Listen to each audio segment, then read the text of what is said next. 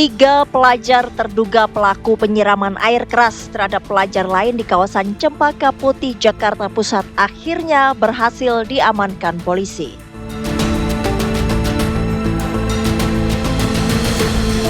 Polisi kembali mengungkap praktik perdagangan anak ke suku anak dalam di Jambi. Pengungkapan kasus penculikan balita di Jakarta Barat membuka babak baru.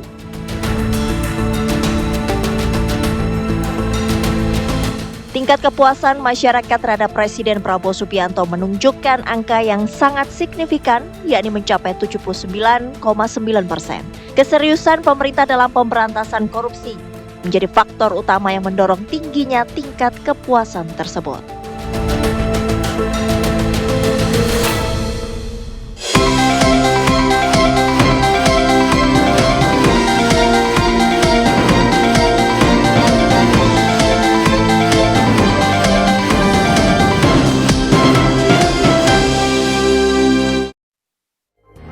Selamat malam pemirsa, tingkat kepuasan masyarakat terhadap kinerja dari Presiden Prabowo Subianto menunjukkan angka yang sangat signifikan, 79,9%.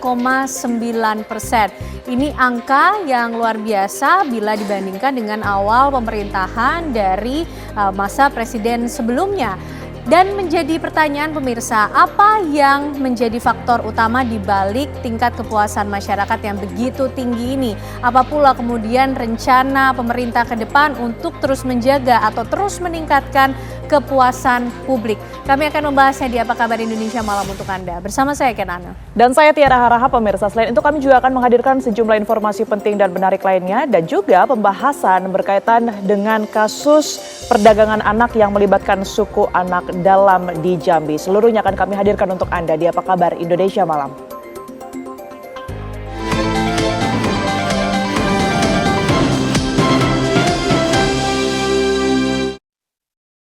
Kita mulai dari informasi yang pertama pemirsa, sebuah mobil hangus terbakar di ruas tol Purbalenyi KM 126 Kota Cimahi, Jawa Barat.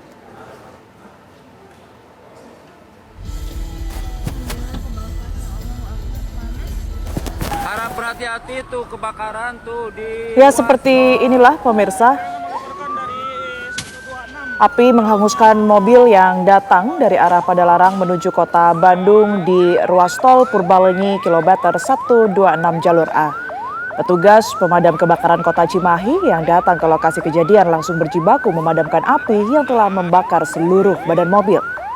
Menurut petugas damkar kota Cimahi, sebelum terbakar mobil sempat mengeluarkan asap yang berasal dari bagian kap mobil hingga terbakar hebat. Beruntung 4 penumpang di dalam mobil berhasil menyelamatkan diri.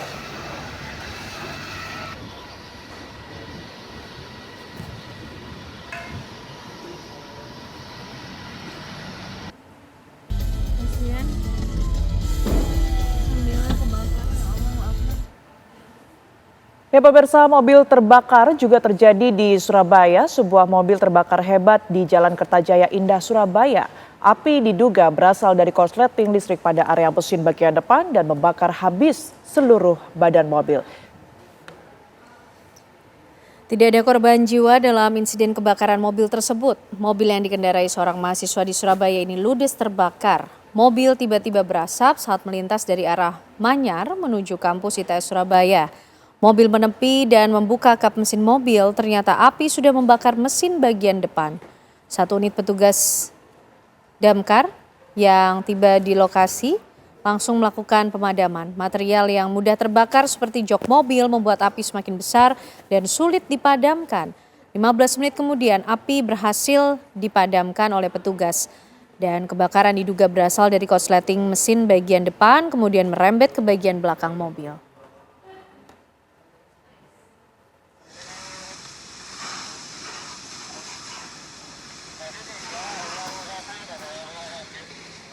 Tiga pelajar terduga pelaku penyiraman air keras terhadap pelajar lain di kawasan Cempaka Putih, Jakarta Pusat akhirnya berhasil diamankan petugas Satuan Perlindungan Perempuan dan Anak Sat PPA PPO Polres Metro Jakarta Pusat.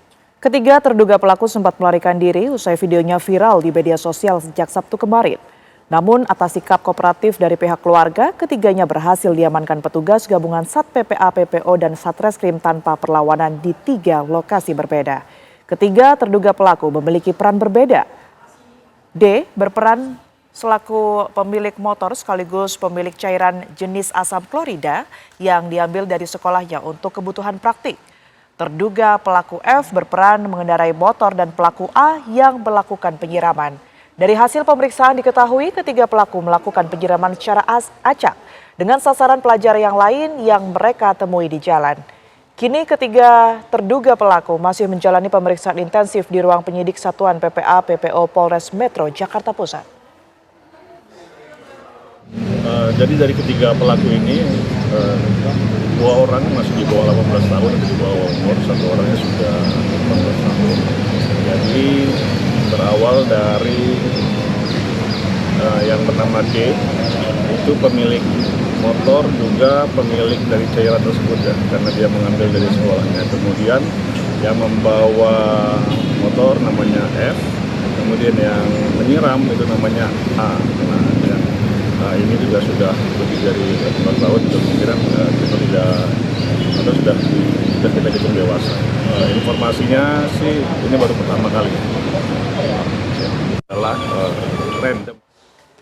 Seorang pelajar tewas setelah mengalami kecelakaan tunggal di Jalan Matraman Raya, Jakarta Timur. Korban jatuh dari motor diduga akibat jalan berlubang dan bergelombang serta licin setelah hujan deras.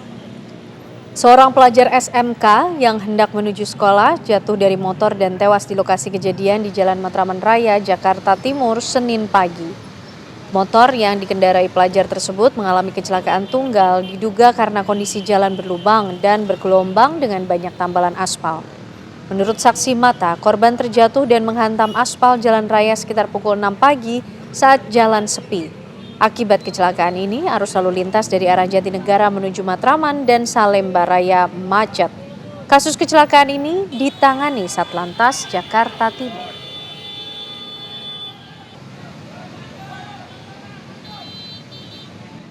Kita beralih ke informasi lain pemirsa, proses persidangan kasus korupsi dan pemerasan sertifikasi K3 dengan terdakwa mantan Wakil Menteri Ketenagakerjaan Immanuel Ebenezer atau Noel kembali digelar di Pengadilan Tindak Pidana Korupsi Jakarta Pusat. Ya, dalam sidang hari ini jaksa penuntut umum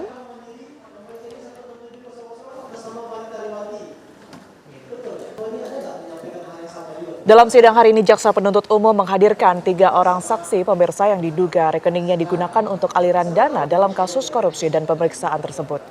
Usai menjalani persidangan, Noel menyampaikan sejumlah pernyataan keras dan menegaskan tidak ada keterangan saksi yang mengaitkan dirinya dengan perkara yang didakwakan.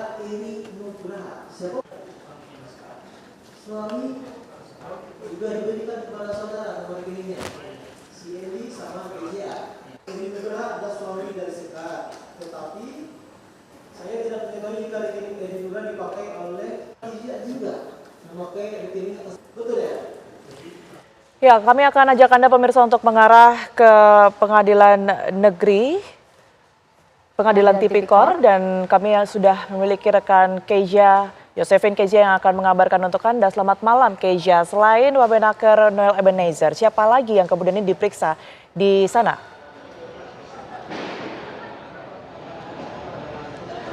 Ya, Tiara Ken dan juga pemirsa, hari ini di Pengadilan Negeri Jakarta Pusat atau Tipikor ini berlangsung 2 sidang, yang mana pertama merupakan sidang perkara korupsi sertifikasi di Kementerian Ketenagakerjaan yang menyeret mantan Wamenaker Immanuel Ebenezer, di mana 3 orang saksi dihadirkan pada sidang hari ini, di mana usai persidangan ini Immanuel kemudian menyatakan tidak ada hubungan antara saksi yang diperiksa dengan perkara yang menjeratnya, dan memang untuk sidang dari Noel sendiri sudah selesai tadi sekitar pukul 5 dan akan dilanjutkan pada hari Jumat mendatang tanggal 13 dengan agenda menghadirkan saksi dari JPU. Dan untuk sidang kedua yang berlangsung hari ini merupakan sidang lanjutan kasus dugaan korupsi pengadaan Chromebook dengan terdakwa Nadiem Makarim yang merupakan mantan Mendikbudristek, di mana tadi sidang dimulai pada pukul 11 siang dan dihadiri oleh keluarga dari Nadiem Makarim dan juga para simpatisan atau driver ojek online atau Gojek ini tadi juga sempat memadati ruang sidang dan mengikuti bagaimana jalannya sidang. Dan memang untuk kalau bagaimana jalannya sidang hari ini dihadirkan 7 orang saksi Di antaranya adalah mantan Kepala Lembaga Kebijakan Pengadaan Barang atau Jasa Pemerintah atau LKPP. Ini 7 orang saksi merupakan semuanya dari LKPP dan salah satunya adalah mantan Kepala Lembaga dari LKPP. Ini Roni Dwi Susanto yang bersaksi di sidang Nadiem pada hari ini terkait pengadaan TIK 2020 hingga 2021 yang menyatakan bahwa LKPP menggunakan metode suggested retail price untuk memastikan harga e-katalog tidak melebihi dari harga pasar. Dan untuk saat ini sendiri sidang dari Nadiem Makarim ini tadi sempat diskors sekitar pukul 17.45. Ini memang dan hingga saat ini sidang diskors nanti akan mulai lagi sekitar pukul 18.30 atau sekitar 7 malam. Dan kami masih akan menunggu seperti apa jalannya sidang dari Nadiem Makarim hari ini. Memang mengingat hari ini ada 7 orang saksi yang diperiksa dari LKPP untuk memberikan keterangannya pada hari ini. Demikian. Baik, terima kasih Josephine Keisha mengabarkan dari Pengadilan Tipikor Jakarta. Mahkamah Agung mengambil langkah tegas terhadap Ketua dan Wakil Ketua Pengadilan Negeri Depok serta seorang jurusita yang tertangkap tangan oleh KPK.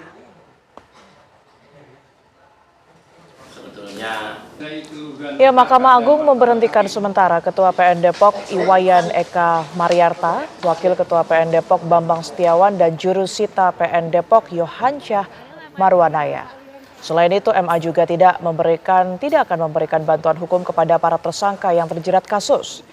MA menegaskan keputusan ini diambil demi menjaga integritas lembaga peradilan dan kepercayaan publik.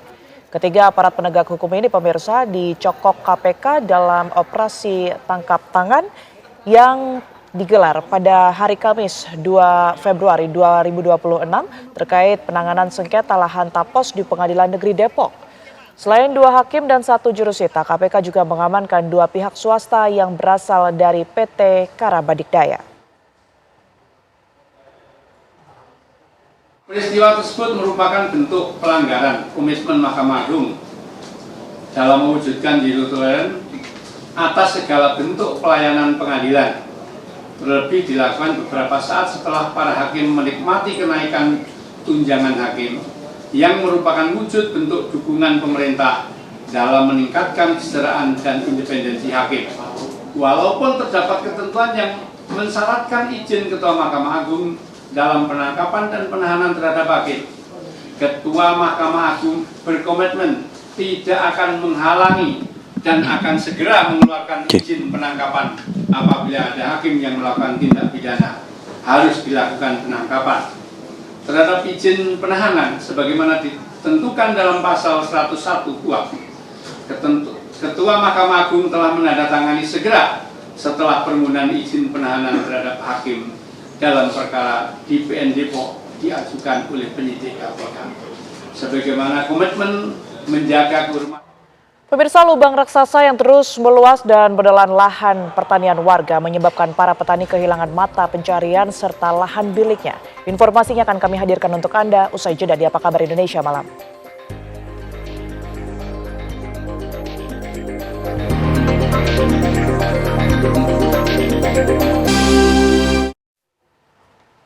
Ya, pemirsa, lubang raksasa terjadi atau sinkhole terjadi di sebuah daerah, namun kami juga memiliki informasi untuk Anda di mana lubang raksasa yang terus meluas dan menelan lahan pertanian warga ini menyebabkan petani kehilangan lahan pertanian untuk mata pencaharian mereka. Hal ini mulai dirasakan sejumlah petani di Desa Pondok Bali, Ketol, Aceh Tengah yang harus mengalami gagal panen. Lahan yang merupakan kebun cabai ini, pemirsa, sebagian besar sudah tidak terawat karena wilayah sekitar lubang raksasa sudah menjadi zona merah. Warga dan petani dilarang untuk beraktivitas di sekitar lubang oleh pemerintah guna menghindari jatuhnya korban jiwa. Tak hanya petani cabai, petani jagung dan bawang juga harus kehilangan lahan pertanian mereka sehingga mulai berdampak pada pendapatan dan hasil panennya. Tak hanya itu, lubang raksasa yang terus menyebabkan jalan lintas kabupaten juga terputus. Para petani berharap pemerintah segera memberikan perhatian dan bantuan seperti lahan baru yang aman untuk ditanami serta bibit dan pupuk. Apa suara itu?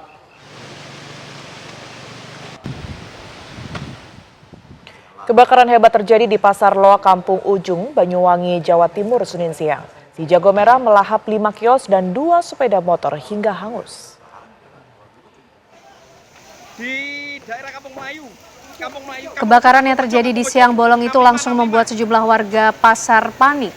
Sebab angin yang bertiup kencang membuat api merambat ke sejumlah bangunan pasar yang padat penduduk.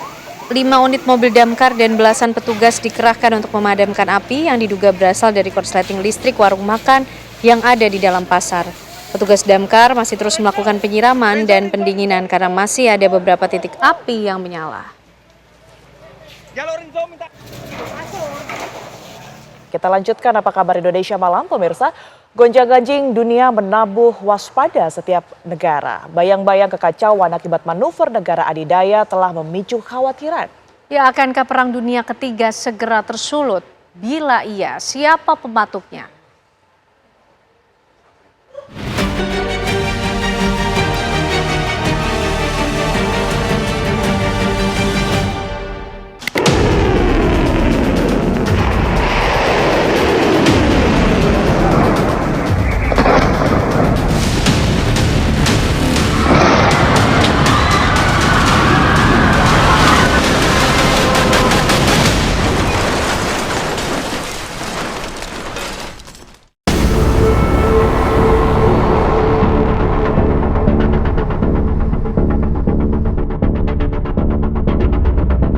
Gonjang-ganjing dunia menabuh waspada setiap negara. Bayang-bayang kekacauan akibat manuver negara adidaya telah memicu kekhawatiran.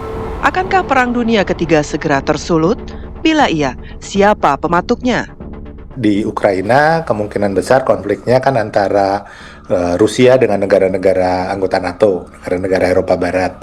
Kalau kita bicara di Timur Tengah, tentu konfliknya antara Iran dengan Israel dan biasanya akan melibatkan Amerika Serikat. Kalau kita bicaranya di semenanjung Korea, ya antara Korea Utara dengan Korea Selatan yang kemudian nanti di belakangnya ada Amerika Serikat dan Tiongkok. Di Selat Taiwan, ya dia akan melibatkan Amerika Serikat dengan Tiongkok. Di Asia Selatan, dia akan melibatkan India dengan Pakistan. Nah, yang sebetulnya cenderung lebih berbahaya kalau dia diinisiasi oleh negara-negara yang tidak terbiasa memanajemen perang. Nah, dari situ nanti yang paling bahaya sebetulnya di Asia Selatan, antara India dengan Pakistan. Tanda-tanda perang dunia ketiga memang mendekati realita, menyusul memanasnya geopolitik global.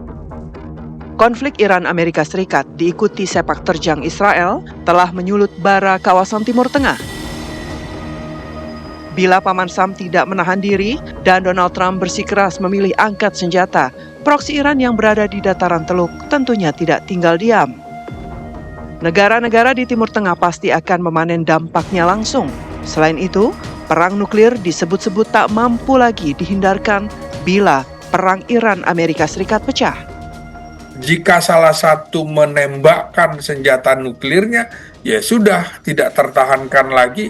Perang dunia ketiga akan pecah. Belum lagi eskalasi konflik regional yang besar. Perang ini kan tentu saja melibatkan aktor global, misalnya Iran versus Israel. Ini di belakang Iran dan Israel itu tentu ada negara-negara besar. Di belakang Iran ada Tiongkok, ada Rusia, di belakang Israel ada Amerika dan juga Inggris, dan ini bisa menarik intervensi kekuatan lain dan membuka keterlibatan yang lebih luas. Selain di Timur Tengah, Trump juga sempat mengusik benua biru. Ketegangan aliansi pun terjadi antara NATO dan Amerika Serikat. Sementara, kekuatan ekonomi pun mulai bergeser dari blok barat ke Cina dan kongsinya. Sepanjang 2025 lalu, setidaknya 10 konflik utama terjadi yang memicu gesekan antar negara. Nah, ini kan konflik berkelanjutan di Ukraina masih menguras sumber daya dan menguji solidaritas NATO. Ini Rusia melawan NATO, bukan Rusia melawan Ukraina. Kemudian di Timur Tengah juga begitu. Ketegangan di antara Iran dan Israel. Maka ada aktor regional lainnya serta kepentingan Amerika di Timur Tengah. Belum lagi kalau di Asia Pasifik sudah jelas persaingan antara Amerika dengan Tiongkok dalam isu Taiwan merupakan titik didih, titik panas potensial yang bisa memicu konflik antara kedua negara yang besar secara militer saat ini. Presiden Prabowo Subianto juga mengingatkan meningkatnya potensi Perang Dunia Ketiga. Menurut Prabowo, banyak kepala negara yang ditemuinya was-was. Perang dunia tidak bisa dicegah. Indonesia pun tak bisa menutup mata agar waspada terhadap potensi eskalasi konflik di dunia. Ada simulasi. Kalau terjadi Perang Dunia Ketiga, nuklir, kita yang tidak terlibat saja pasti kena. Kita akan kena partikel-partikel radioaktif. Mungkin ikan-ikan kita nanti akan terkontaminasi semua. Akan terjadi nuclear winter. Karena debunya akan menutup matahari. Dan menutup mataharinya tidak 1 tahun, tidak 2 tahun, tidak 3 tahun. Para ahli mengatakan bisa winternya itu puluhan tahun. Ini yang dibicarakan di dunia. Karena itu saya jalankan sebagai mandataris meneruskan warisan pendiri-pendiri bangsa kita. Saya menjalankan politik luar negeri yang menganut tetap garis kita bebas aktif tapi non-aligned, non-block. Kita tidak akan ikut fakta militer manapun. Lantas, apa yang bisa dilakukan Indonesia dengan ancaman yang kian mengkhawatirkan? Apa dasar Presiden mengingatkan bahaya Perang Dunia Ketiga? Menurut saya kita harus bersiap juga dengan membuat Indonesia yang kuat secara militer. Sebab kalau kita tidak mempunyai kekuatan militer yang cukup, bukan hanya memadai dan bisa melakukan serangan balik, kita akan mudah diserang dan dicaplok oleh negara lain karena kita sebuah negara yang kaya dan sebuah pasar yang besar sekali. Kalau dilihat dari logika yang dibawa oleh Presiden Prabowo belakangan ini kan dia lebih banyak melakukan diversifikasi. Jadi dia bicara dengan banyak pihak. Dia terlibat di dalam banyak kegiatan multilateral, forum multilateral semua dia terlibat. Ide-ide baru juga dia ikuti. BRICS dia ikut, kemudian terakhir World of Peace dia juga ikut. Jadi itu yang bisa dilakukan Indonesia. Karena kalau nanti kita bicara Indonesia siap nggak kalau misalnya nanti terjadi perang dan dampaknya kita akan terlibat di dalamnya.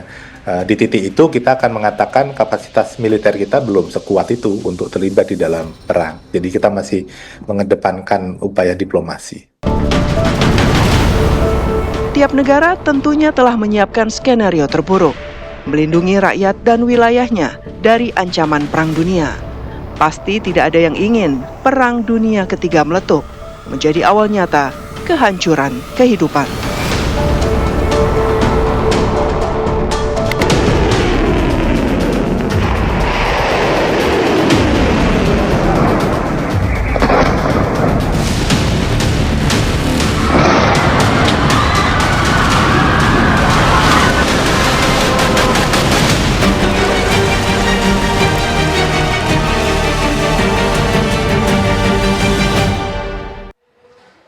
Pemirsa, tingkat kepuasan masyarakat terhadap kinerja dari Presiden Prabowo Subianto menunjukkan angka yang sangat signifikan, yakni mencapai 79,9%.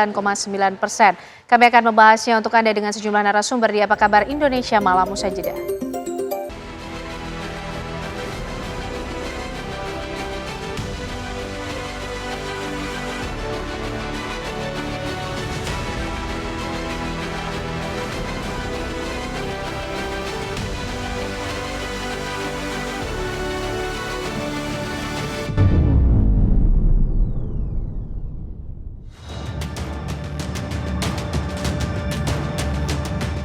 Tingkat kepuasan masyarakat terhadap Presiden Prabowo Subianto menunjukkan angka yang sangat signifikan, yakni mencapai 79,9%. Keseriusan pemerintah dalam pemberantasan korupsi menjadi faktor utama yang mendorong tingginya tingkat kepuasan tersebut. Hal itu dirilis oleh Indikator Politik Indonesia berdasarkan survei yang digelar sekitar 1 tahun 3 bulan sejak Prabowo resmi dilantik sebagai presiden pada 20 Oktober. Salah satu faktor kunci yang dinilai sangat berkorelasi dengan tingginya angka kepuasan ini adalah kinerja Kejaksaan Agung dalam upaya pemberantasan korupsi di Indonesia. Ya, yang pertama approval rating itu kita anggap sebagai sebuah masukan, juga sebuah evaluasi, juga buat introspeksi. Karena dari approval rating itu juga masih ada yang kita lihat juga berupa catatan-catatan yang tentunya justru catatan-catatan itu yang menjadi perhatian kami, menjadi perhatian pemerintah, menjadi perhatian Pak Prabowo untuk dijadikan bahan introspeksi untuk perbaikan ke depan. Walaupun mungkin sekitar 2-3%, tapi itu cukup berarti dan penting. Capaian kepuasan 79,9% ini bahkan melampaui tingkat kepuasan yang diraih awal masa pemerintahan Presiden Susilo Bambang Yudhoyono pada tahun 2004 dan Joko Widodo tahun 2014. Lalu bagaimana langkah Presiden Prabowo dan jajarannya untuk terus meningkatkan kinerja?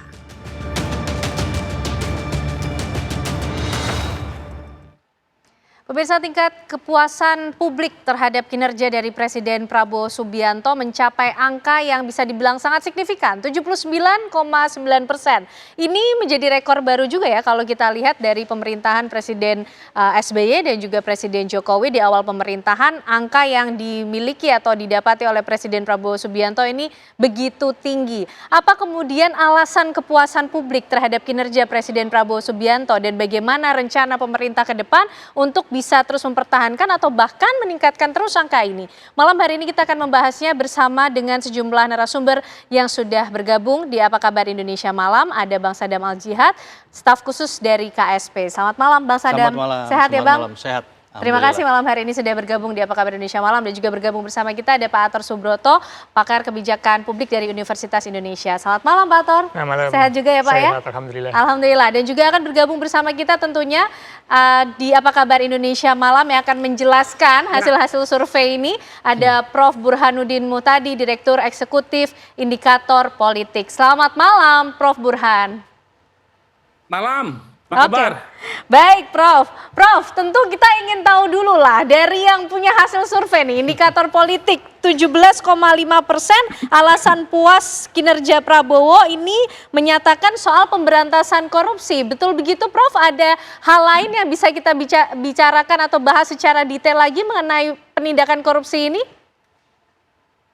Iya betul, jadi kita punya pertanyaan mengapa masyarakat puas atau tidak puas. Total kan kita mendapatkan informasi dari survei nasional yang kita gelar pertengahan Januari kemarin, itu 79,9% responden yang terpilih secara random di seluruh Indonesia menyatakan puas. Nah lalu kita gali apa yang membuat mereka puas. Paling banyak menyebut kepuasan terhadap Pak Prabowo karena variabel beliau dianggap cukup sukses memberantas korupsi. Dan yang kedua adalah cukup banyak yang mengaku puas kepada Pak Prabowo karena alasan Pak Prabowo rajin ya membagikan BLT atau bantuan. Okay. Nah itu dua alasan terbanyak yang membuat Pak Prabowo dianggap sukses, terutama di bulan Januari 2026. Oke, Prof, kalau kita lihat juga masih fokus terhadap kondisi pemberantasan korupsi di Indonesia yang angkanya ini kan tertinggi ya, alasan kepuasnya. Ini sepertinya juga sejalan dengan kondisi kepuasan terhadap lembaga penegak hukum yang kaitannya terhadap penindakan korupsi, Prof. Iya betul, jadi ketika kita lihat korelasinya memang terutama berhubungan dengan kejaksaan ya. Jadi kebetulan kan beberapa kali ya Presiden Prabowo hadir dalam ekspos dan penyerahan uang yang berhasil dikumpulkan oleh kejaksaan dari hasil aset atau penyitaan hasil korupsi untuk dikembalikan pada negara. Ya. Jadi asosiasi itu berhubungan langsung dengan institusi penegak hukum yang langsung dianggap berhubungan dengan presiden. Kalau KPK meskipun ranahnya di eksekutif, tetapi kan lebih dianggap independen ya. Sementara untuk lembaga penegak hukum yang berhubungan dengan presiden sebagai kepala negara adalah kejaksaan dan kepolisian. Nah kebetulan di antara lembaga-lembaga penegak hukum yang dianggap cukup sukses untuk menegakkan atau memberantas korupsi itu adalah kejaksaan, dan kejaksaan memang dalam survei kali ini kisaran public trust-nya mencapai 79,7%, jadi mirip dengan approval rating Presiden Prabowo. Oke, Prof. Burhan, kalau kita lihat juga angka lainnya, beberapa hal yang cukup mendesak untuk kemudian harus dilakukan adalah soal pemberantasan korupsi ya, Prof. Burhan. Kalau saya baca berdasarkan hasil surveinya, ini yang diinginkan oleh publik, Prof. Iya, memang pertama kredit atau rapot biru Presiden Prabowo itu terutama dalam soal pemberantasan korupsi. Tetapi kita juga menyampaikan beberapa hal ya yang saya kira penting untuk dijadikan catatan oleh pemerintah, terutama soal ekonomi. Jadi coba lihat di kalangan warga yang menyatakan kurang puas atau sangat tidak puas terhadap kinerja Pak Prabowo, itu 5 alasan teratas itu isu ekonomi semua itu.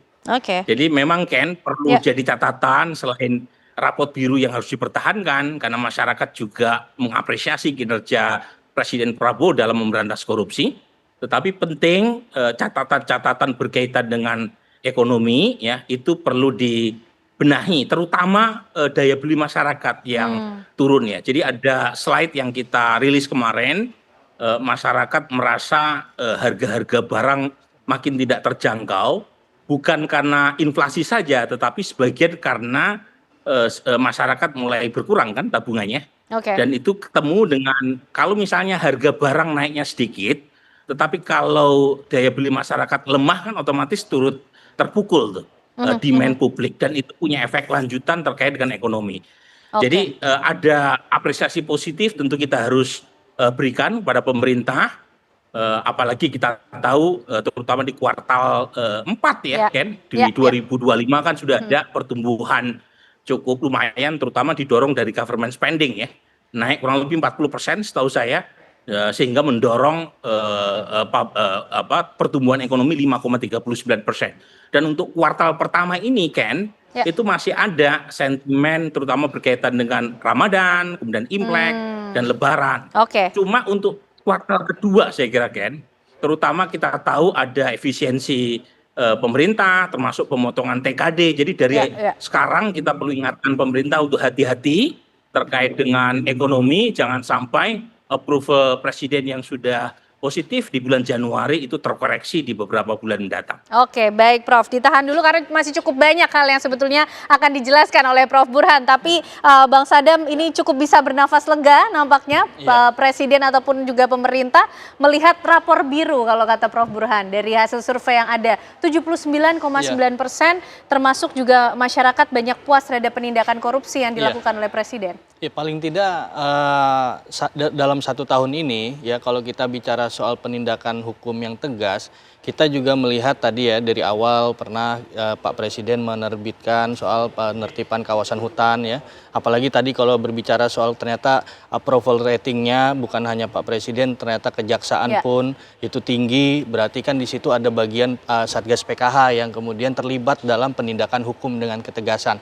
Kita bisa melihat juga bahwa ternyata kejaksaan itu per 1 tahun kemarin itu sebesar 24,7 triliun yang sudah diselamatkan uangnya untuk kemudian dikembalikan ke negara.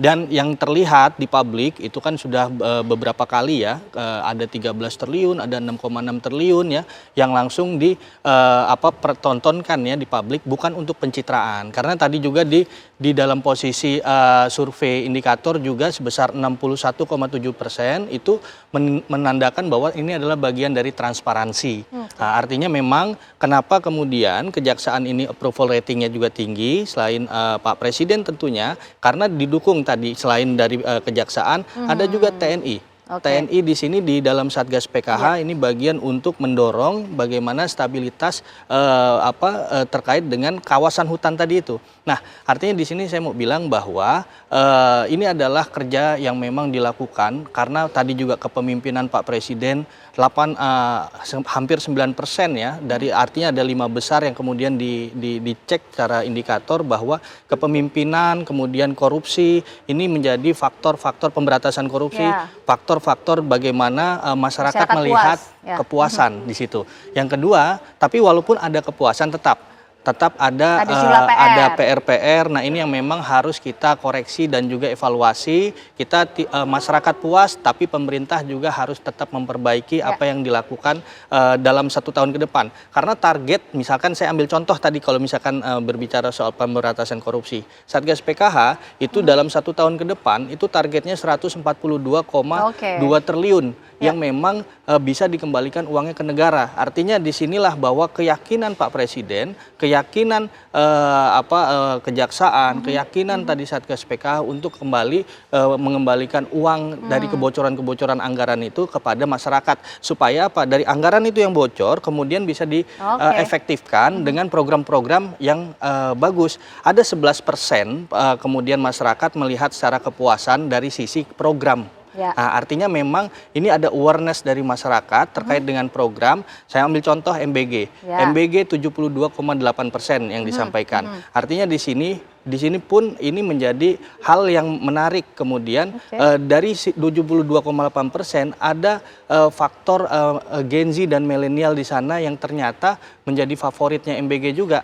Gitu. Artinya di sini ada kepuasan, tapi koreksinya adalah ternyata MBG secara tindak potensi korupsinya tinggi. Betul, itu yang kemudian dengan disampaikan dalam data. Ada 33,8% MBG itu tidak begitu yakin kalau tidak ada korupsi, tapi 61,7% ini potensi korupsinya ada. Nah, sehingga kita berkaca dari 1 tahun kemarin, artinya 17 bulan ini, bahwa pemerintah sangat awareness terhadap tindak pemberantasan korupsi. Di sektor manapun. Sektor manapun, baik itu tadi bahkan dari Satgas PKH, Pak Presiden tidak melihat ini perusahaan mana, temannya, konconya, segala macam, tidak ada koncoisme di sana. Tapi dalam posisi ini ya kita bisa melihat juga MBG pun sama, tidak ada koncoisme di sana. Bahkan BUMN pun kemarin Pak Presiden ketika di rakor pemerintah pusat dan daerah menegaskan bahwa di sana walaupun sudah selesai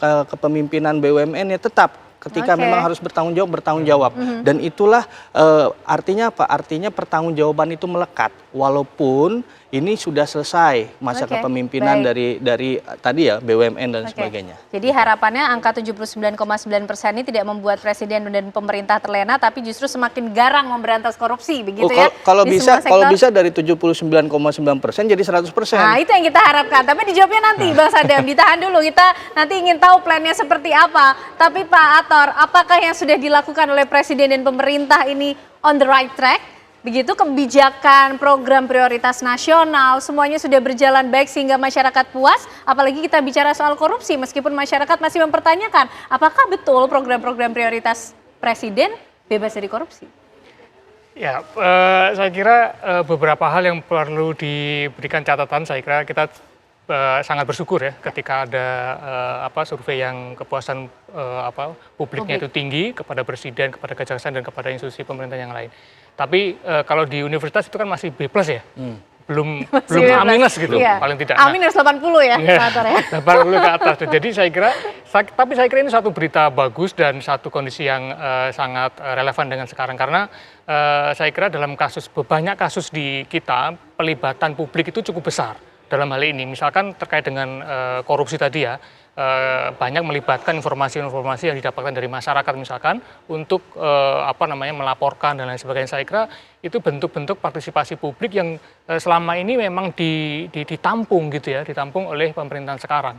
Dan ini perlu ditingkatkan terus untuk dalam ranah kebijakan publik dan lain sebagainya. Ini perlu didorong terus. Jadi saya kira potensi untuk mendapatkan nilai paling tidak A- ke depan itu lebih bisa gitu ya. Kalau misalkan terus didorong partisipasi publik yang lebih besar, khususnya dalam hal korupsi, penanganan korupsi. Karena kita tahu ya, kalau korupsi itu kan memang salah satu penyakit kronis di negara berkembang yang tidak mudah selesaikan. Nah, itu membutuhkan partisipasi publik yang betul-betul besar. Nah, besarnya partisipasi publik dalam banyak langkah pemerintah, saya kira ini juga akan terus meningkatkan kepercayaan publik tadi. Nah, saya kira ini sudah menimbulkan dapat dilihat bahwa ini adalah titik berangkat yang solid, saya kira.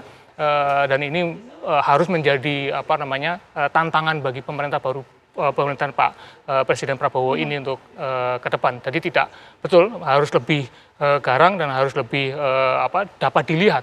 Karena memang tadi disampaikan oleh Prof. Burhan misalkan korupsi betul mendapatkan apresiasi besar, tetapi dalam ekonomi masih kurang kan gitu. Nah, jadi memang harus bisa mengkaitkan itu bahwa penindakan korupsi juga memberikan dampak positif terhadap memberikan pertumbuhan dampak ekonomi. positif yang betul-betul bisa dirasakan sehingga ekonomi berjalan lebih bagus, kemudian masyarakat tetap mendapatkan harga yang lebih murah dan terjangkau, dan kelas menengah tidak terus tertekan dalam hal ini, misalkan bagaimana kebijakan pajak dari Kementerian Keuangan dan lain sebagainya. Jadi saya kira memang butuh pendekatan yang lebih komprehensif ya. Jadi ini satu sinyal yang saya kira sangat positif, tapi pemerintah memang betul-betul tidak boleh berbesar ini ya, harus terus bersemangat lah saya kira, karena ini menjadi penyemangat dan tentu harus melibatkan publik secara lebih besar lagi, sehingga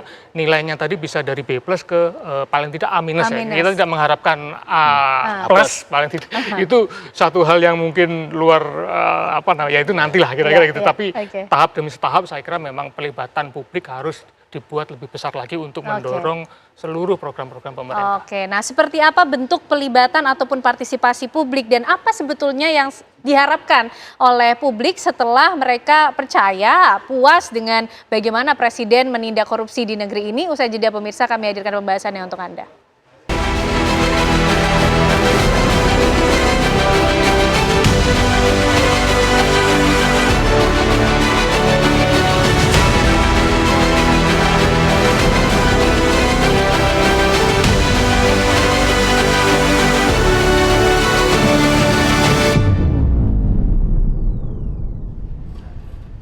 Baik pemirsa, kita akan melanjutkan pembahasan kita untuk membedah bagaimana hasil survei dari indikator politik. Prof. Burhan, kembali kalau kita ingin bedah nih Prof, hasil kepuasan masyarakat terhadap Presiden Prabowo Subianto khususnya terhadap penindakan korupsinya. Nampaknya ini juga menjadi PR di program-program prioritas Presiden Prabowo yang lain juga Prof, betul begitu, termasuk korelasi dengan pertumbuhan ekonomi?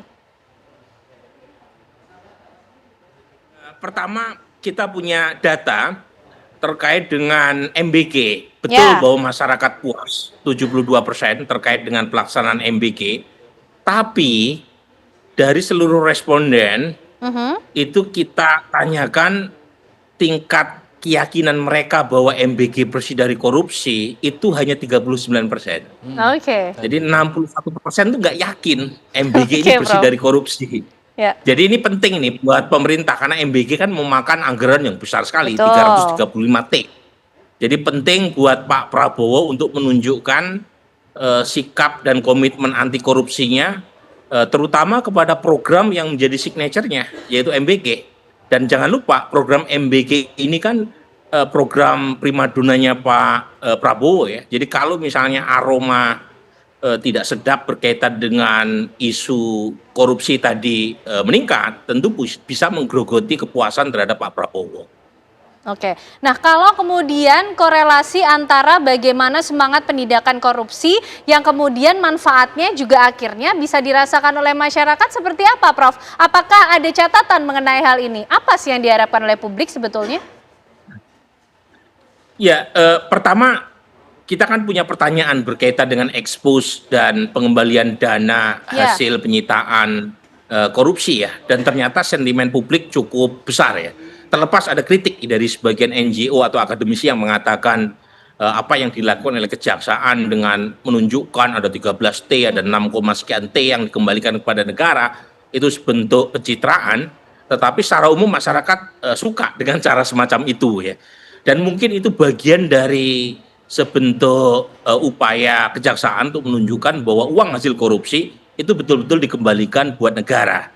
Nah, tapi ini ya, ada satu yang saya ingatkan, terutama jangan sampai pemberantasan korupsi itu direspon lain oleh pelaku atau investasi. Ya.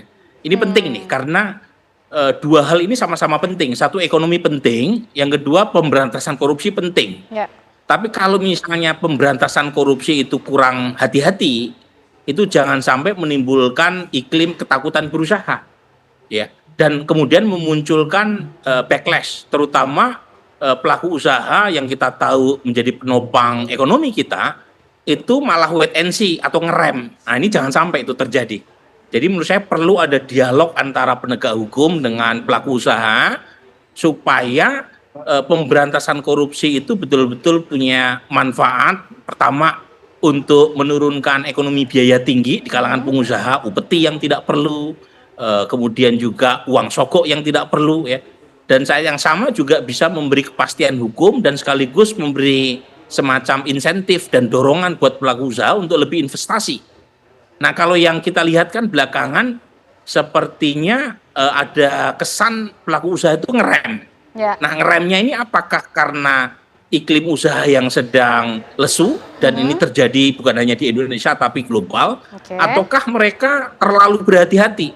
Nah, ini yang perlu ada dialog ya antara pemerintah, pelaku usaha dan penegak hukum supaya tidak ada trade-off dari pemberantasan korupsi yang merugikan kepentingan ekonomi. Oke, baik. Bang Sada mungkin bisa langsung merespon apa yang disampaikan oleh Prof. Burhan soal bagaimana dialog yang coba dibangun oleh pemerintah. Karena kepentingan ekonomi ini kan banyak ya. Ada kemudian bagi iklim usaha, investasi, tapi juga kepentingan ekonomi masyarakat. Seperti apa?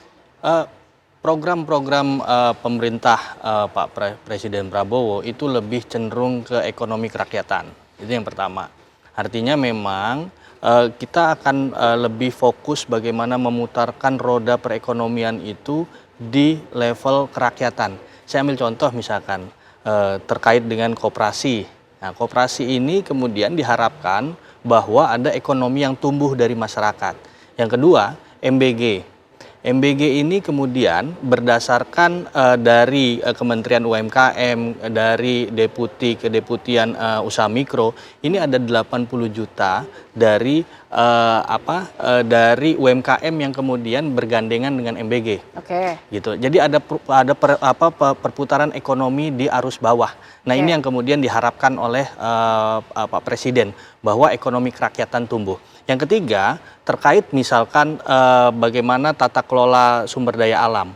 Di situ pun kita bisa melihat bahwa ada yang kemudian menyalahgunakan bisnisnya dan sebagainya, itu kemudian didenda, kemudian dicabut izinnya dan sebagainya. Karena apa? Karena ini kita melihat bahwa ada harus keseimbangan antara lingkungan dan juga ekonomi. Betul. Jadi kita nggak bisa main-main soal lingkungan juga. Di lain sisi ada ekonomi. Kita ambil contoh soal bencana Sumatera kemarin. Kalau di total dari BNPB ada kerugian negara bisa lebih hampir 60 triliun, ya kan? Nah, di situ yang kita bisa melihat bahwa kalau kemudian adanya bisnis kemudian menyalahgunakan secara ilegal dan sebagainya, ini salah juga. Makanya perlu ada riset ulang terkait dengan bisnis itu harus sesuai dengan konstruksi pondasi hukumnya, gitu loh. Artinya kehati-hatian Presiden Prabowo terhadap penindakan korupsi? Terkait dengan penindakan korupsi oleh Pak Presiden Prabowo ini bukan bicara soal kehati-hatian, tapi ini soal bagaimana keadilan ekonomi ini harus ditegakkan ke masyarakat. Ya, artinya memang tadi ya, bahkan tadi perputaran soal impor misalkan ya, impor dari minyak misalkan, minyak mentah misalkan, ini kan di stop dulu. Nah, yang dibangun kilang-kilang minyaknya supaya 1,5 juta BUPD itu tercapai. Di Kalimantan kemarin Pak Presiden meresmikan misalkan itu ada 100 BUPD yang kemudian bisa di 100.000 ya, yang bisa kemudian bisa di penguatan untuk nasional. Nah, artinya hati-hati ini bukan berarti Presiden Prabowo akan menurunkan atau memberikan toleransi terhadap tindak Pak korupsi Presiden ya? justru kemarin di MUI dan di NU ya kan sangat bersemangat sekali ketika ulama dan umaro bersatu ya kan, bahwa ini adalah energi positif bagi saya untuk kemudian menegakkan dan memberantas korupsi. Itu kan justru Pak Presiden dengan kemudian masyarakat kemudian memberikan awareness terkait dengan korupsi ini adalah semangat yang bagus. Nah, di Indonesia ini kan orang pinter tuh banyak, Mbak. Tapi orang jujur ini kan harus dari nol, harus diubah gitu loh, mindset kejujuran kita ini. Kita percuma kalau bahasanya kan seperti ini. Kalau kita jadi negara kaya, tapi kalau kita tidak kuat, kita akan mudah digrogoti kekayaan kita. Nah, kuat ini, yang paling kuat ini adalah integritas. Nah, integritas inilah yang dimaknai bahwa harus kita pilih orang-orang yang tadi anti korupsi. Nah, pemberantasan korupsi pun harus dilakukan. Supaya apa? Supaya anak cucu kita itu tidak mengikuti jejak-jejak. Apalagi kalau konteksnya tadi ekonomi dan sebagainya, ya kita dalam ekonomi pun harus jujur untuk adil terhadap masyarakat. Itu yang kemudian dimaknai. Baik, itu yang dimaknai oleh Presiden Prabowo Subianto. Pak Ator, menyambung atau mungkin menambahkan penjelasan tadi dari Prof. Burhan, bagaimana sih bentuk partisipasi publik yang bisa diupayakan untuk kemudian mempertebal semangat dari Presiden menindak korupsi, termasuk juga menjawab betulkah masyarakat senang dengan expose atau hal yang terlihat dari hasil penindakan korupsi, Pak Ator? Ya, saya kira betul ya. Saya kira masyarakat yang merindukan satu kehidupan yang lebih baik pasti secara, apalagi masyarakat kebanyakan ya, melihat secara visible dan tangible itu akan sangat memberikan adrenalin sendiri untuk berpartisipasi lebih besar. Dan ini sebuah fenomena baru di dalam dunia sekarang ya, dunia kekinian. Jadi masyarakat banyak terlibat, dan ini perlu perkuat terus. Nah, tentu ya penguatan keterlibatan publik ini juga tidak bisa serta-merta. Pemerintah juga harus mengambil langkah-langkah yang memang endurance-nya tinggi dan sistemik dan juga sistematis. Kenapa? Karena kita ingat ya, saya itu selalu ingat bahwa korupsi itu kalau saya andaikan sebagai ulat, ya, ulat itu hanya ada pada buah yang busuk. Ya kan? Ulat itu hanya ada pada buah yang busuk. Maka buah, agar ulat ini tidak datang ke buah ini, maka buah itu harus kita jaga. Kita jaga, kita lindungi, dan kita rawat. Nah, inilah yang menurut saya bagaimana pemerintah bisa mengangkat partisipasi publik lebih besar lagi. Bagaimana merawat ini, gitu. Jadi dari B+ bisa menjadi A- paling tidak, dan kemudian menjadi A+. Nah, jadi saya kira memang nggak mudah untuk menghilangkan korupsi ini, dan Pak Presiden saya kira sudah mengambil langkah-langkah yang saat ini saya kira cukup luar biasa dengan membuka selebar-lebarnya partisipasi publik, bahkan terus memanggil, pengen mendapatkan masukan. Itu satu hal yang luar biasa dari kepemimpinan Pak Prabowo. Bukan saya memuji ya, tapi ini satu hal yang memang harus diperkuat terus. Di level masyarakat tentu harus ditunjukkan terus bahwa pemerintah membutuhkan partisipasi mereka dengan lebih baik lagi.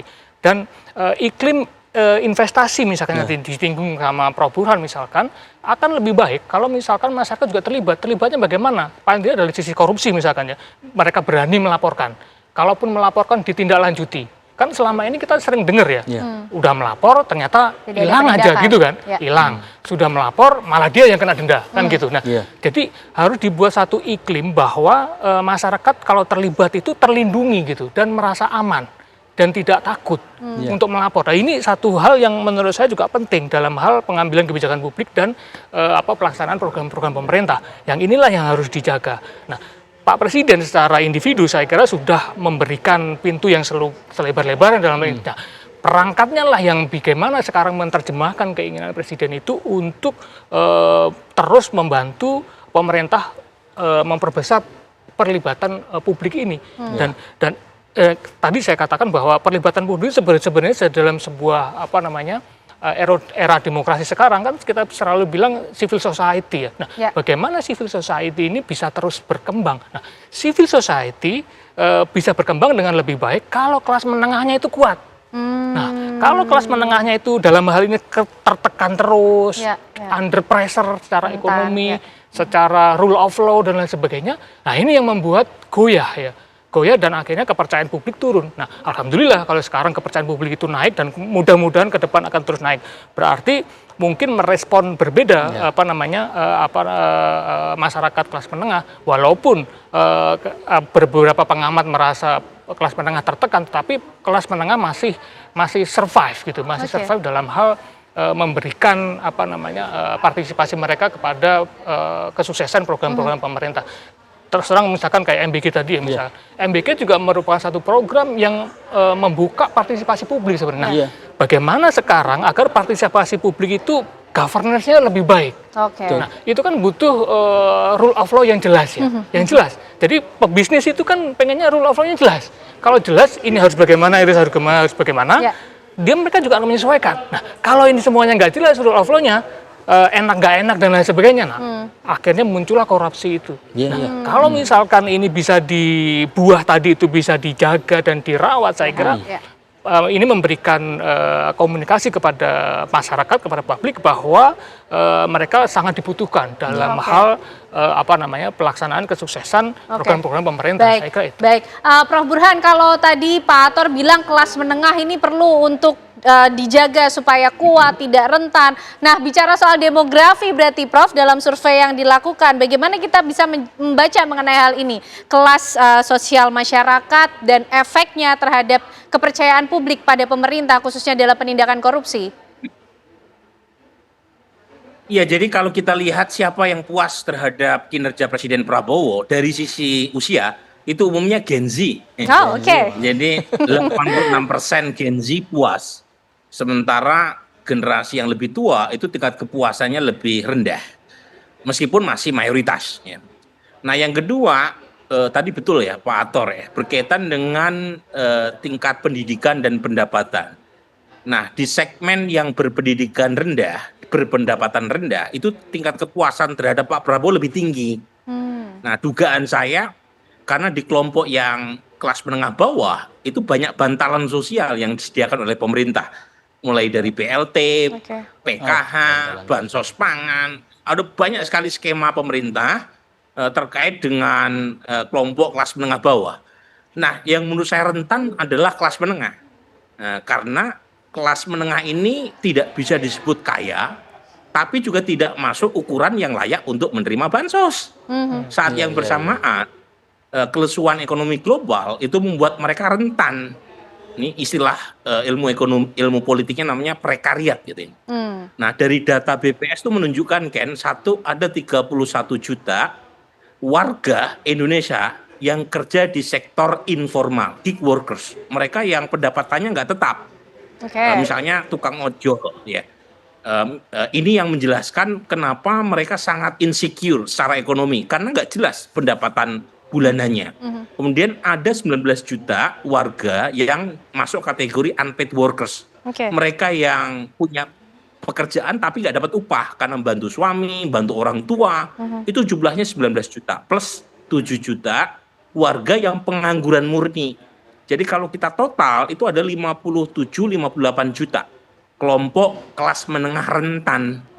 Nah, kelompok ini saya kira yang perlu dapat perhatian khusus dari pemerintah, terutama memang yang berkaitan dengan pekerjaan yang lebih sustain ya, karena kita tahu sejak penurunan sektor manufaktur itu penciptaan lapangan pekerjaan formal kan menurun, jadi terjadi informalisasi pekerjaan dan itu efeknya makin banyak kelas menengah rentan yang tidak terfasilitasi karena mereka nggak bisa disebut miskin.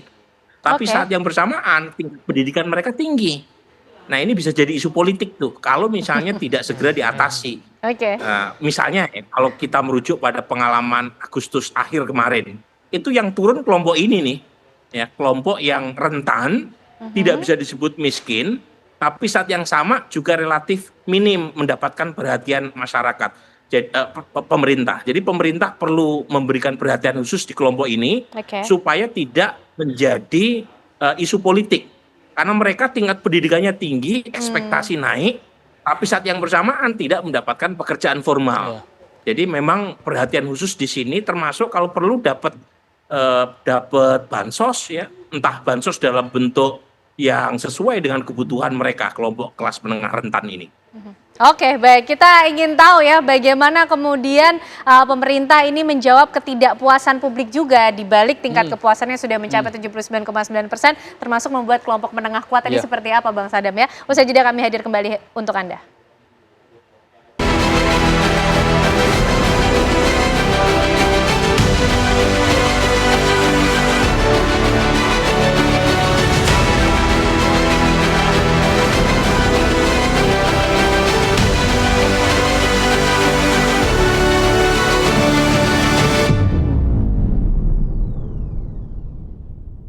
Baik pemirsa, kita akan lanjutkan pembahasan malam hari ini mengenai bagaimana tingkat kepuasan publik terhadap kinerja Presiden Prabowo Subianto yang sudah sampai angka 79,9%, sebentar lagi naik ke level amin kalau kata Pak Ator, bisa sampai A+ juga, tapi Bang Sadam ini tadi disampaikan juga oleh Prof. Burhan bahwa kelompok menengah ini juga perlu diberikan jaminan supaya kuat, jangan sampai ini nanti bisa jadi juga isu politik atau justru bumerang juga bagi pemerintahan Presiden Prabowo Subianto. Iya, saya kira memang di kelompok menengah ini ya kita bisa melihat ataupun di teman-teman yang baru lulus kuliah ataupun anak-anak muda, Gen Z dan sebagainya.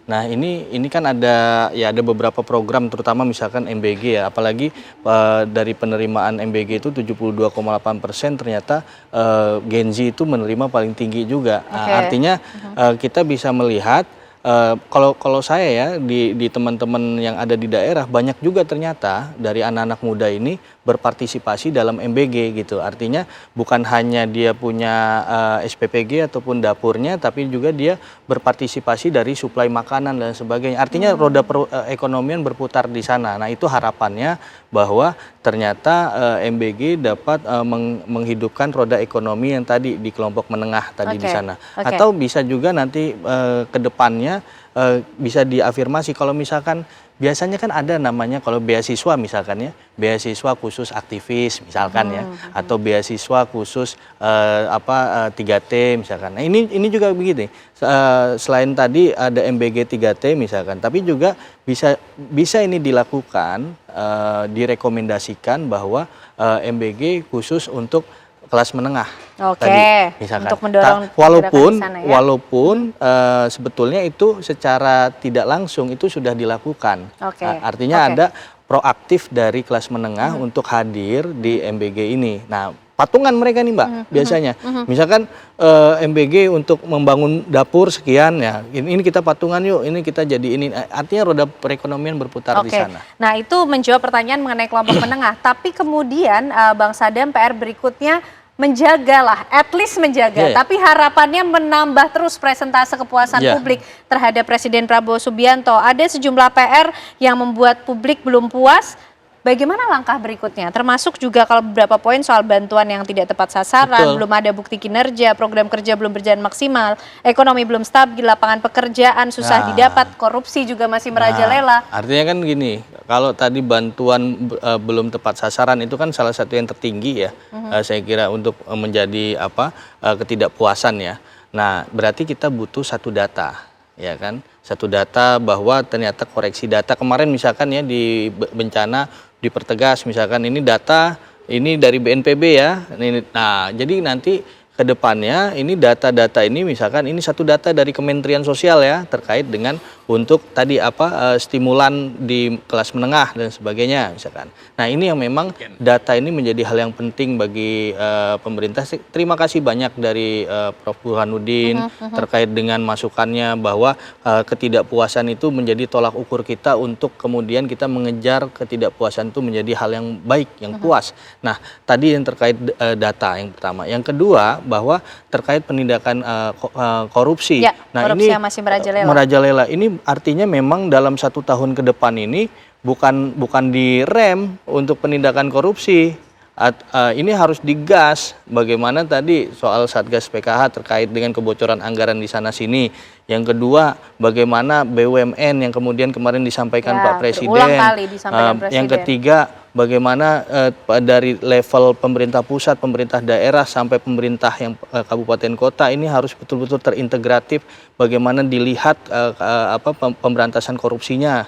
Nah, jadi ada hal-hal yang memang kita harus fokuskan di sana. Penguatan alat penegak hukum negara yang memang harus terus hadir untuk kemudian masyarakat merasa adil di sini terkait dengan tadi pemberantasan korupsi, bagaimana tadi bantuan ya kan, kemudian terkait dengan apalagi bantuan lapangan pekerjaan. Nah, lapangan pekerjaan sendiri misalkan kita bisa melihat adanya program hilirisasi yang dilakukan oleh Pak Presiden ditargetkan untuk tahun ini adalah rancangan untuk kemudian langkah-langkah lapangan pekerjaan ini timbul gitu. Saya ambil contoh misalkan soal biodiesel misalkan. Itu kan kemudian berarti dari akan banyak tenaga kerja yang akan diserap di sana. Baik Bang Sadam. Baik. Pak Ator mungkin sebagai suggestion terhadap Presiden maupun juga pemerintah menyikapi soal beberapa hal yang masih ada poin ketidakpuasan di situ, tentunya sebagai perbaikan. Ya, saya kira masyarakat membutuhkan sesuatu yang seperti saya sebut tadi, visible dan tangible yang memang secara langsung dia bisa rasakan bahwa partisipasi mereka itu dianggap gitu ya, dan benar ditindaklanjuti misalnya. Itu satu hal yang menurut saya memang harus dikomunikasikan dengan baik sehingga masyarakat akan terus mau gitu ya terlibat, tidak menjadi apatis, istilahnya seperti itu. Nah, apatisme ini kan berbahaya. Ya udahlah sakarepmu dewe misalkan gitu, lakuin aja yang mau, situ mau. Jangan sampai seperti itu karena negara itu negara kita kan. Jadi harus terus dipacu semangat warga negara agar terus berpartisipasi khususnya dalam hal pemberantasan korupsi. Nah, rakyat akan tentu melihat bagaimana transformasi kebijakan anti korupsi ini ke ekonomi. Jangan sampai hanya memberantas korupsi tapi ekonominya nggak jalan-jalan. Tapi saya kira pemerintah sudah melakukan itu semua dan next time-nya mudah-mudahan bisa terus lebih kuat bagaimana bisa ada transformasi ke ekonomi dan betul-betul dirasakan oleh masyarakat. Prof Burhan, catatan yang mungkin dimiliki oleh Prof Burhan dengan dasar hasil survei yang sudah dilakukan dan sebagai evaluasi juga bagi Presiden serta pemerintahan Presiden Prabowo Subianto, Prof. Iya, saya melanjutkan ya apa yang sebenarnya kita temukan karena survei itu seperti iman kan, kadang naik kadang turun. Dan seperti data tren yang kita tampilkan dalam rilis kemarin, itu dalam 1 tahun lebih masa pemerintahan Prabowo pernah evaluasi sosiotropik terhadap pemerintahan itu merosot drastis, sangat tajam. Itu di survei kami September 2025. Jadi memang bukan selalu tinggi terus, tetapi memang terjal ya. Cuma memang Pak Prabowo punya modal elektoral yang besar karena tingkat kedipilihannya besar. Saat yang sama juga beliau punya basis massa sendiri selain punya dukungan dari Pak Jokowi ya. Tetapi lagi-lagi tidak selalu besar dukungan publik terhadap Pak Prabowo. Nah, memang kabar baiknya ada pemulihan pasca penurunan evaluasi publik atas kinerja pemerintahan di September. Pemulihan itu relatif cepat, terutama di sepanjang akhir tahun 2025. Faktornya ada 2. Yang pertama adalah BLT dan Bansos ya. Yang kedua itu berkaitan dengan government spending yang cukup besar. Sebelumnya waktu kerusuhan Agustus akhir itu government spending defisit sekarang sudah surplus 40%, sudah naik, itu bagusnya. Cuma ke depan Ken, karena kuartal kedua dan ketiga itu tantangan ekonominya berat, tidak ada momen yang bisa menaikkan ekonomi seperti kuartal pertama, ada Ramadan, ada Imlek, ada Lebaran ya. Di kuartal kedua itu tidak ada momen spesifik yang bisa mengangkat ekonomi rakyat di bawah di saat TKD transfer ke daerah itu dipotong. Jadi memang perlu dari sekarang pemerintah menyiapkan supaya di kuartal kedua dan ketiga, di saat government spending masih belum lancar dan di saat ada pemotongan anggaran, itu tidak sampai ya kepuasan terhadap pemerintah menurun karena faktor ekonomi. Lagi-lagi catatan saya untuk aspek korupsi sudah rapotnya biru. Artinya ini sudah bibit yang dimiliki oleh pemerintahan Pak Prabowo. PR-nya masih di seputar ekonomi, terutama ekonomi yang bersentuhan dengan rakyat. Oke, baik. Terima kasih Bapak-Bapak untuk diskusinya malam hari ini. Tentu kalau survei ini kata Prof. Burhan seperti iman, tapi mudah-mudahan semangat korupsi kepercayaannya sama terhadap Presiden dan pemerintah bisa terus menjaga rapot biru ini. Terima kasih Prof. Burhan, terima kasih Pak Atta, terima kasih Bang Sadam. Sehat selalu semuanya. Anda kembali di Apa Kabar Indonesia Malam, pemirsa. Pelaku tindak pidana perdagangan orang terhadap anak yang terjadi di kawasan Taman Sari, Jakarta Barat dibongkar. Dalam pengungkapan tersebut, polisi berhasil menyelamatkan 4 balita dan menetapkan 10 orang tersangka. Kasus bermula dari kecurigaan keluarga saat menanyakan kondisi anak korban RZ yang selama ini dirawat oleh saksi JN. Setelah ditelusuri, saksi bertemu dengan tersangka IG yang mengaku anak korban berada di Medan. Merasa janggal, saksi kemudian membawa tersangka ke Polsek Taman Sari untuk diklarifikasi. Dari hasil penyidikan terungkap bahwa tersangka IG mengaku telah menjual anak korban kepada pihak lain. Anak tersebut kemudian diperjualbelikan secara berantai dengan nilai transaksi yang terus meningkat. Dalam jaringan tersebut, salah satu pelaku diketahui berperan sebagai perantara yang membawa anak-anak ke wilayah pedalaman Sumatera. Setelah dilakukan penelusuran ke pedalaman Sumatera, polisi menemukan 3 anak lainnya. Petugas berhasil mengamankan 10 tersangka serta menyelamatkan anak korban RZ bersama 3 anak lainnya yang kemudian dievakuasi dan dibawa ke Jakarta. Hingga kini pemirsa, Polres Jakarta Barat tengah membuka posko pengaduan guna mencari keberadaan orang tua ketiga balita tersebut.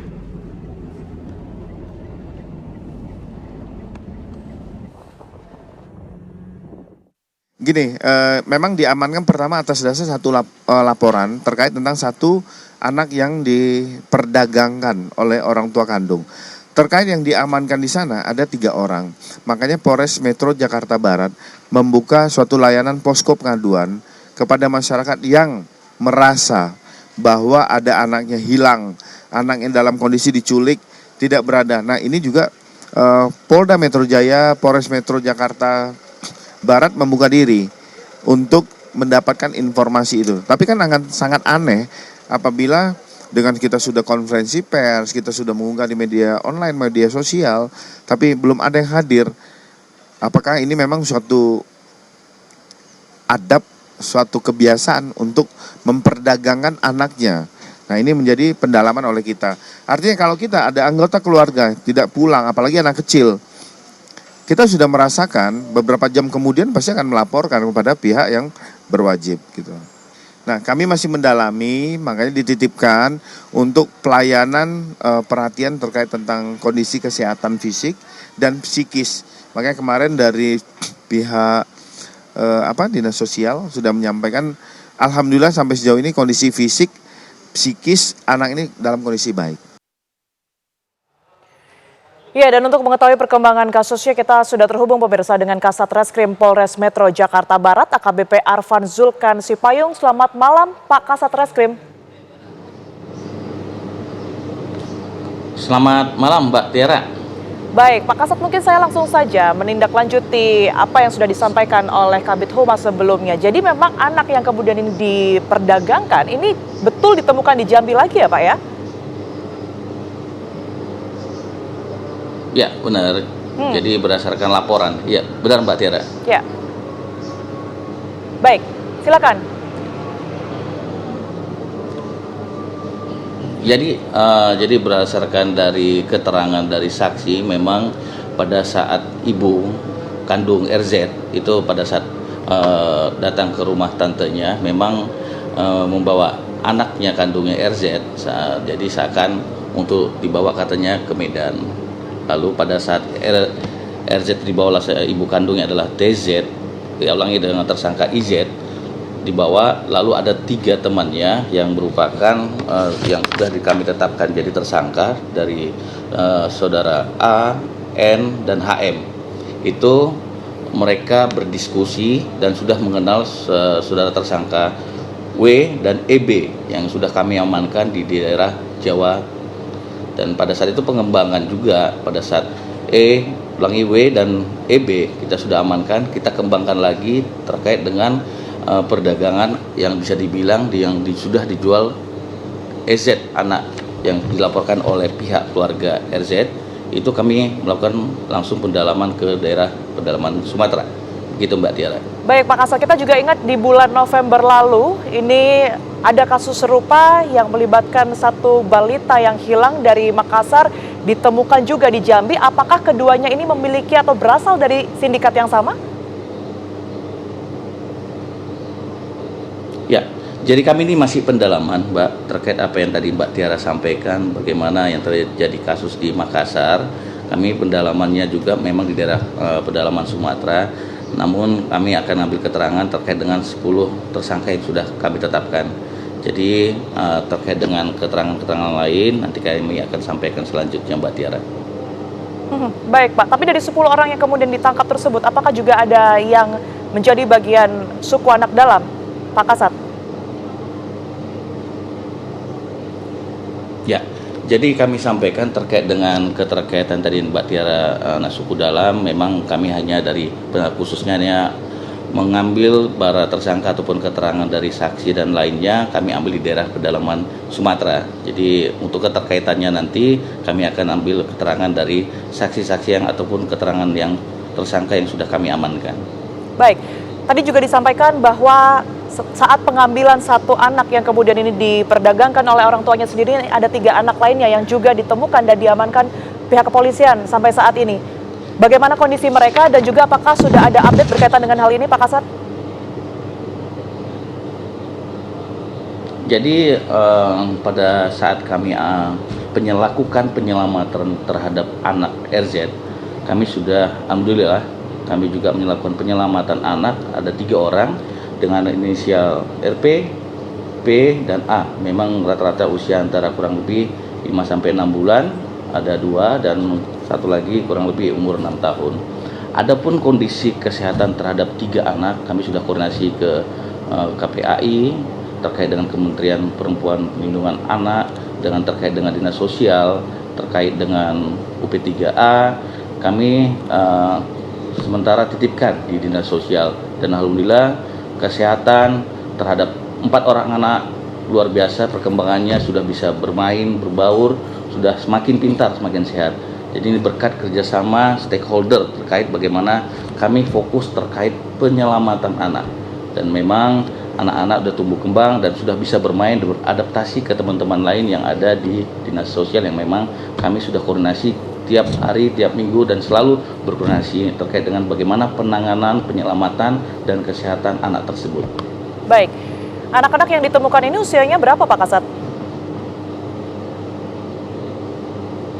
Jadi untuk kami sampaikan bahwa anak yang merupakan anak kandung tersangka IZ itu kurang lebih umurnya 3 tahun perempuan, yang kedua inisial RP ini adalah perempuan usia 5 atau 6 bulan, inisial P putra atau laki-laki usia kurang lebih 5-6 tahun, dan terakhir inisial A perempuan usia 5-6 bulan.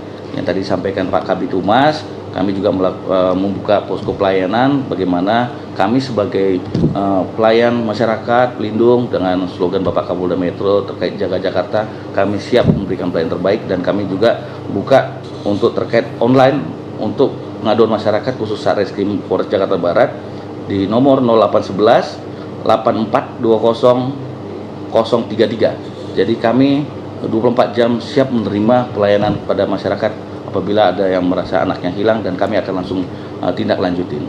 Baik, berdasarkan hasil pendalaman dari pihak kepolisian sendiri Pak Kasat, anak ini dijual dengan harga berapa dan juga nantinya akan dijual kemana? Adakah indikasi jaringan internasional yang juga terlibat di sini Pak Kasat?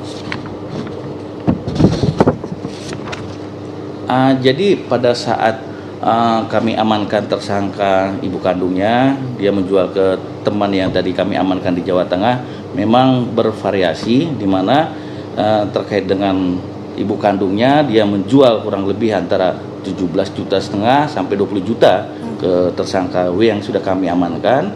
Lanjutnya pada saat saudara W yang sudah kami amankan menjual ke daerah pedalaman itu kurang lebih antara 35 juta.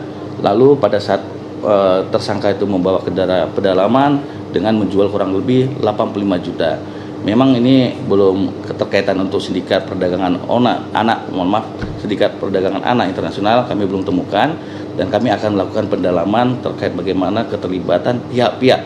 Nah, yang pasti memang ini secara fantastis memang beraneka ragam untuk tarif penjualan yang dilakukan mulai dari ibu kandung yang sudah kami tetapkan menjadi tersangka sampai yang kami sudah amankan di daerah pedalaman Sumatera. Baik, tentu kita harapkan kasus ini segera terungkap. Terima kasih atas informasi dan juga waktu yang telah diberikan bersama kami di Apa Kabar Indonesia Malam, Kasat Reskrim Polres Metro Jakarta Barat, AKBP Arfan Zulkan Sipayung. Selamat malam, terima kasih Pak Kasat. Kita beralih ke informasi lainnya pemirsa. Menjelang Hari Raya Imlek dan bulan suci Ramadan, harga kebutuhan pokok di sejumlah pasar tradisional di Jakarta terus mengalami kenaikan. Di Pasar Klender, Jakarta Timur, kenaikan paling terasa terjadi pada komoditas cabai rawit yang menyentuh angka Rp100.000 per kilogram. Beginilah kondisi Pasar Klender pada Senin sore. Aktivitas jual beli terlihat tetap berjalan, namun keluhan terdengar dari para pedagang terkait harga pasokan yang terus merangkak naik. Komoditas daging ayam misalnya, kini sudah tidak lagi dijual di harga normal. Kenaikan harga ini disebut sudah terjadi dalam beberapa hari terakhir yang dipicu oleh terbatasnya stok dari tingkat distributor.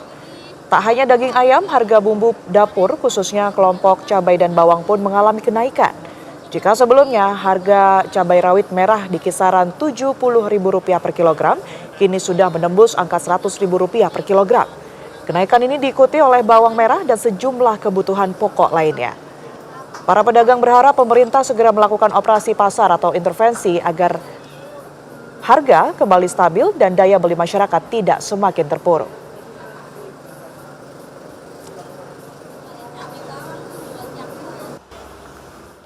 Harga kebutuhan bahan pokok di sejumlah pasar di daerah juga terus mengalami kenaikan. Di Pasar Kosambi, Jakarta, maksud kami di Kota Bandung, Jawa Barat, pemirsa, Pasar Wonokromo dan Pasar Lakesi, Kota Parepare, Sulawesi Selatan, kenaikan yang signifikan terjadi pada komoditas cabai.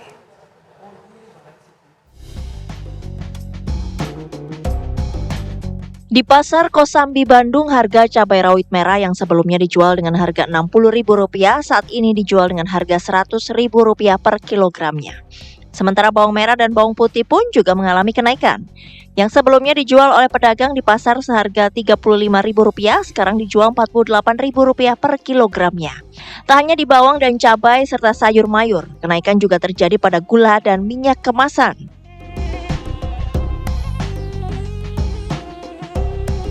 Di Pasar Wonokromo, Surabaya, harga beberapa bahan pangan terus meroket naik. Kenaikan harga diperkirakan terus merangkak hingga bulan puasa nanti. Harga ayam potong di Pasar Wonokromo, Surabaya saat ini mencapai Rp42.000 per kilonya. Padahal harga normalnya berada di angka Rp32.000 per kilogram. Selain itu, harga cabai rawit merah juga menembus angka Rp100.000 per kilogram. Kenaikan harga 100% ini juga memicu kenaikan harga pangan lainnya, hingga membuat konsumen dan pedagang mengurangi jumlah belanja mereka.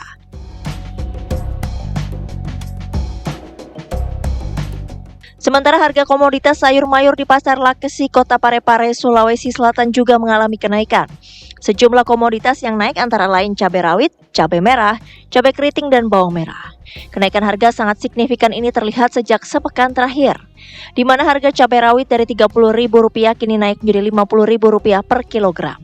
Menurut para pedagang, berkurangnya pasokan dari daerah penghasil seperti Kabupaten Nrekang menjadi salah satu penyebab utama kenaikan harga. Selain itu, meningkatnya permintaan jelang Ramadan juga turut mendorong harga komoditas tersebut terus merangkak naik. Masyarakat berharap pemerintah daerah segera melakukan langkah antisipasi agar harga kebutuhan pokok tetap stabil selama bulan puasa. Tim TV One mengabarkan. Pemirsa, persidangan kasus dugaan peredaran narkoba dengan terdakwa Amar Zoni kembali digelar di Pengadilan Negeri Jakarta Pusat Senin siang. Informasinya usai jeda. Pemirsa, DPR menggelar rapat konsultasi lintas komisi bersama menteri dan lembaga negara terkait untuk merespons dinamika penonaktifan jaminan sosial. Rapat digelar DPR bersama Kementerian Sosial, Kementerian Kesehatan, Kementerian Keuangan, Badan Pusat Statistik, serta BPJS Kesehatan. Fokus utama pertemuan adalah memitigasi persoalan penonaktifan peserta PBI yang seringkali menjadi keluhan di tengah masyarakat. Rapat ini memutuskan jika dalam 3 bulan ke depan seluruh anggota BPJS PBI JK akan direaktivasi otomatis. Dan dalam prosesnya, rumah sakit dilarang menolak pasien dari kategori apapun. Seiring dengan hal tersebut, pemerintah bersama BPJS akan melakukan perbaikan sistem yang diharapkan dapat menyelesaikan polemik yang sempat terjadi. Sebelumnya, masyarakat dikagetkan dengan penonaktifan peserta BPJS PBI Kesehatan secara tiba-tiba yang disebabkan oleh pemutakhiran pendataan penerima bantuan sosial melalui penerapan data tunggal sosial ekonomi nasional. Akibatnya, masyarakat miskin yang terdampak oleh hal ini mendapatkan penolakan pelayanan dari rumah sakit. Program Jaminan Kesehatan Nasional atau JKN. Ya, sampai 3 bulan ke depan kita diberi kesempatan untuk merespon ya keluhan atau kekurangan-kekurangan dari mekanisme yang kita buat.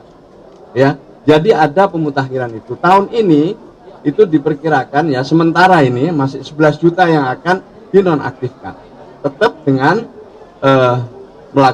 bisa melakukan reaktivasi dan diharapkan oleh DPR nanti reaktivasinya lebih cepat. Yang kedua disepakati tadi untuk yang penyakit-penyakit kronis yang membutuhkan perawatan berkelanjutan seperti cuci darah otomatis tidak boleh ditolak oleh rumah sakit dan langsung nanti pembiayaannya dibiayai oleh pemerintah. Saya kira itu tambahnya dan saya terima kasih dukungan yang luar biasa hari ini untuk kita semua. Kita minta dukungan transformasi data itu didukung oleh masyarakat luas. Masyarakat luas boleh melakukan verifikasi validasi, boleh melakukan usul dan sanggah melalui saluran yang kami buat, diantaranya adalah aplikasi Cek Bansos 021121, 021171 untuk call center, dan juga ada WA Center. Jadi semuanya kita ajak untuk melakukan pemutakhiran. Persidangan kasus dugaan peredaran narkoba dengan terdakwa Amar Zoni kembali digelar di Pengadilan Negeri Jakarta Pusat Senin siang. Dalam sidang kali ini, Amar mendengarkan keterangan saksi ahli yang dihadirkan oleh pihaknya.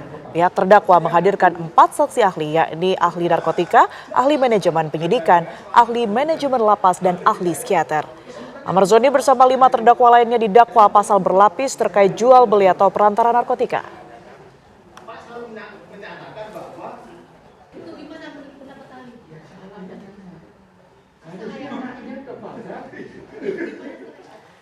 Tiga pelajar terduga pelaku penyiraman air keras terhadap pelajar lain di kawasan Cempaka Putih, Jakarta Pusat akhirnya berhasil diamankan petugas Satuan Perlindungan Perempuan dan Anak Sat PPA PPO Polres Metro Jakarta Pusat.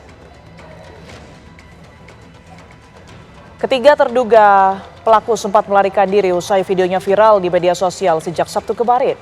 Namun atas sikap kooperatif dari pihak keluarga, ketiganya berhasil diamankan petugas gabungan Sat PPA, PPO, dan Satreskrim tanpa perlawanan di 3 lokasi berbeda. Ketiga terduga pelaku memiliki peran berbeda.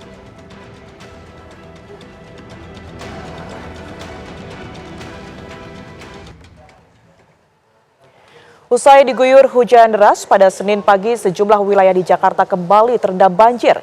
Di Rawa Indah, Kelapa Gading, rumah warga kembali terendam. Sementara akses jalan menuju Pelabuhan Muara Baru kembali terganggu.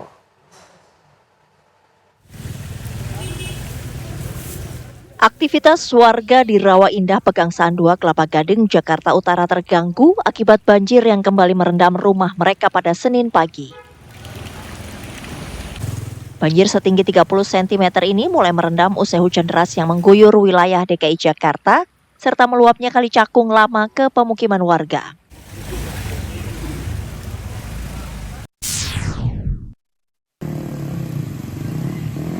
Akibat hujan deras ditambah dengan tingginya air laut, membuat akses jalan menuju Pelabuhan Muara Baru Penjaringan Jakarta Utara terendam air.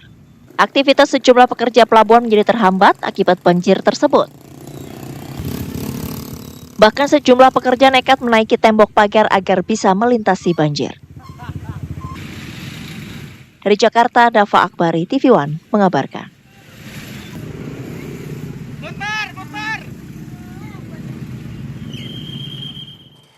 Ya pemirsa, informasi tadi sekaligus menutup Apa Kabar Indonesia malam hari ini. Saya Tiara Harahap. Dan saya Kenana pemirsa serta teman-teman yang bertugas di Apa Kabar Indonesia malam pamit undur diri. Sesaat lagi program Fakta akan hadir untuk Anda bersama dengan Kristanti Yosefa. Terima kasih, selamat malam. Sampai jumpa.